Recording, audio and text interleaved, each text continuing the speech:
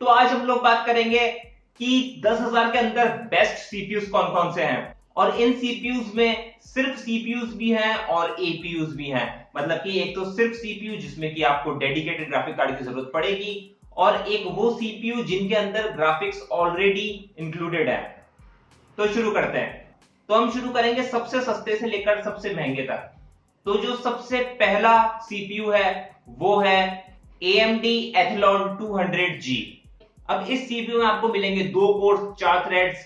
इसकी जो क्लॉक है वो है 3.2 गीगाहर्ट्ज। इसमें रेडियन वेगा 3 ग्राफिक्स है, 4 एमबी की कैश है और 65 वॉट की टीडीपी है।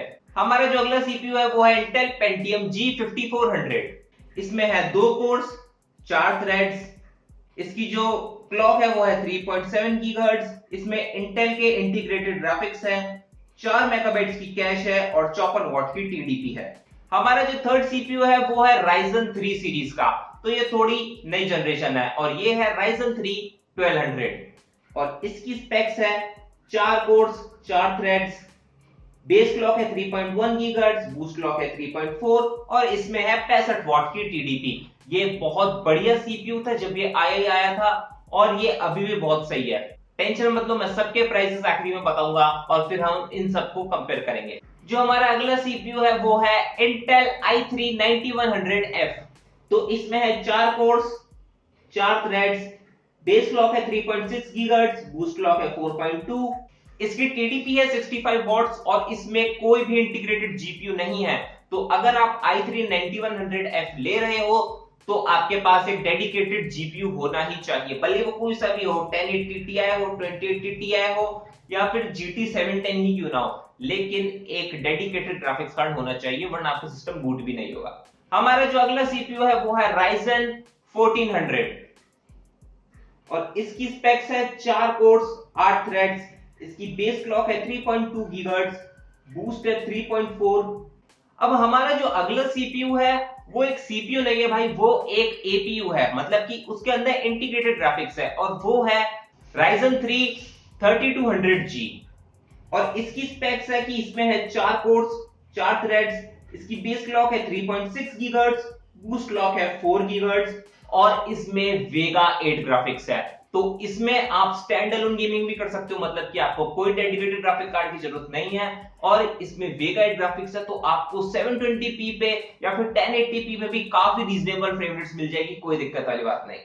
हमारा जो अगला सीपीयू है भाई वो Ryzen 3 या फिर i3 या फिर Pentium सीरीज का नहीं है, वो है Ryzen 5 सीरीज का। तो ये थोड़ा मिड रेंज में आ गया, लेकिन इसकी प्राइस इतनी कम है कि ये 10,000 रुपए के अंदर फिट हो रहा है। तो ये है Ryzen 5 1600 और इसकी स्पेक्स है कि इसमें है 6 कोर्स 12 थ्रेड्स। तो भाई ये सिर्फ एक ही ऐसा सीपीयू है इस पूरी लिस्ट में जिसके अंदर 6 कोर्स हैं और 12 थ्रेड्स हैं। प्लस ये AMD का है तो ये फुल्ली ओवरक्लॉकेबल भी है। तो अगर आप ये लेते हो तो आपके लिए productivity, gaming, streaming, editing, Photoshop सारी चीजें एकदम मक्खन की तरह चलेगी और इसका प्राइस भी बहुत सही है। जैसे कि मैंने आपको कहा, प्राइस के बारे में हम वीडियो के आखिरी में बात करेंगे, हम कंपैरिजन करेंगे। लेकिन जहां तक इसकी स्पेक्स की बात है तो स्पेक्स तो भैया धरती फाड़ के निकल रही है। तो इसकी बेस क्लॉक है 3.2 गीगाहर्ट्ज, बूस्ट क्लॉक है 3.6 और इसमें भी कोई जीपीयू नहीं है तो आपको एक डेडिकेटेड जीपीयू की जरूरत है और इसकी टीडीपी है 65 वॉट्स। अगला जो हमारा सीपीयू है वो है Ryzen 3 1300X और इसमें है 4 कोर्स 4 थ्रेड्स।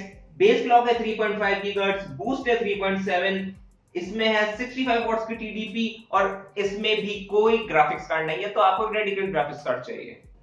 हमारा जो अगला सीपीयू है वो है AMD Ryzen 5 2400G जिसमें है 4 कोर्स 8 थ्रेड्स। जिसकी बेस क्लॉक है 3.6 गीगाहर्ट्ज, बूस्ट है 3.9 और इसमें है भाई वेगा 11 ग्राफिक्स। तो वेगा 11 ग्राफिक्स बहुत ही एडवांस ग्राफिक आर्किटेक्चर है। प्लस अगर आप इस सीपीयू का पूरा फायदा उठाना चाहते हो तो आपको एक फास्ट रैम भी लगानी पड़ेगी।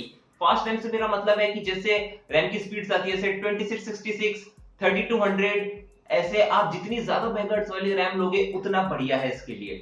तो एपीयू उसको पसंद है फास्ट रैम और ये आप एपीयू खरीदते वक्त ध्यान रखना। और हमारा जो लास्ट सीपीयू है और जो सबसे महंगा भी है वो है Ryzen 3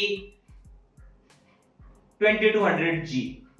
इसमें है 4 कोर्स 4 थ्रेड्स, बेस क्लॉक है 3.5, बूस्ट है 3.7 और इसमें है वेगा 8 ग्राफिक्स और इसकी टीडीपी है 65 वॉट्स। तो अगर अब हम प्राइसिंग की बात करें तो ये रही प्राइस लिस्ट। तो ये सेम वही ऑर्डर है जिस ऑर्डर में मैंने आपको स्पेक्स बताई थी। तो एथलॉन 200GE की प्राइस है 3644 रुपए, जो कि मेरे को लगता है बहुत सही है कि अगर आपका बजट 5000 रुपए से कम है और आप एक AMD चिप के साथ जा सकते हो तो ये बहुत बढ़िया चॉइस है।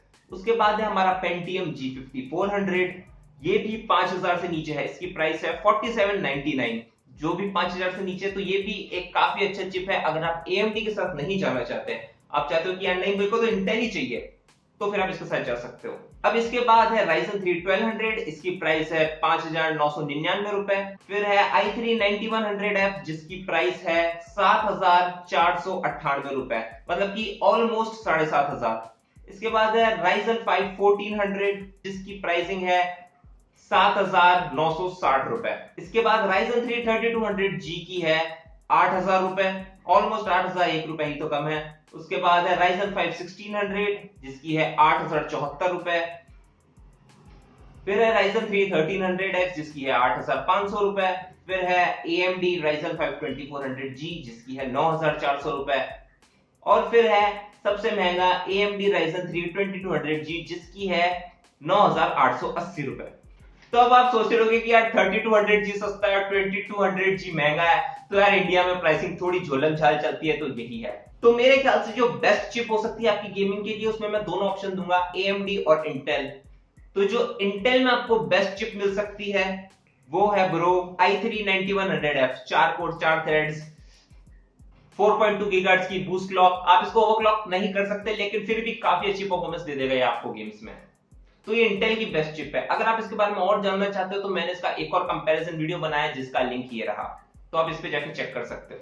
और अगर हम वहीं पे बात करें कि AMD की बेस्ट चिप कौन सी है, तो भाई मैं कहूंगा Ryzen 5 1600, क्योंकि इसमें आपको मिलते हैं 6 कोर्स और 12 थ्रेड्स। और अगर हम इसको कंपेयर करें नेक्स्ट जनरेशन से तो इनकी IPC में बहुत ज्यादा फर्क नहीं है। हाँ ये बात अलग है कि जो अभी आने वाले हैं 3100 और 3300X, उनकी IPC बेहतर है, लेकिन उनकी अभी तक इंडिया प्राइसिंग अवेलेबल नहीं है तो मैंने उनको इंक्लूड नहीं किया।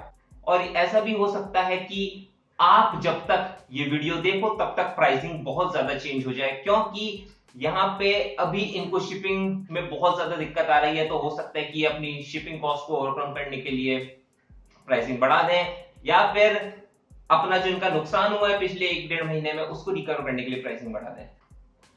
तो फिलहाल इस वीडियो में इतना ही, मिलते हैं अगले वीडियो में।